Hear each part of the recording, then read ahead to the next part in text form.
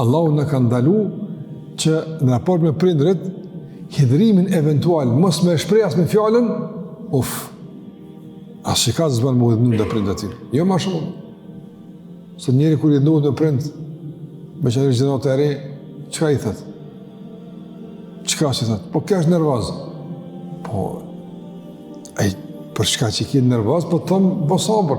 Se mos me ko nervaz, që me bo sabër dhe? Njëri pas fjellë të nuk qëtë me thonë dikujt keqë. Tani kjo është problem e menë.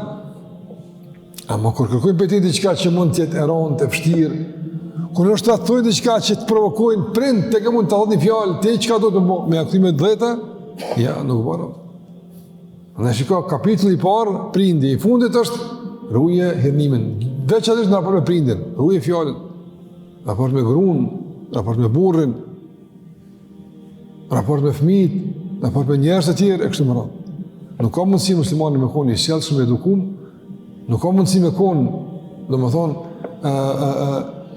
me edukat mirë në tjerëve nëse nuk ka forcë me e frenu vetën në provokim edhe në hidhnim. Nuk është e mundshme. Andaj, sikurse po dëmë Bukhari me në thonë se ajo që i përmbledh krejt të mirat është tek turpi edhe tek aftësia dhe mundësia dhe forca me përmbajt vetë vetën situatat të provokimit edhe kur ka mundësi vëllifi me shpërthyja për.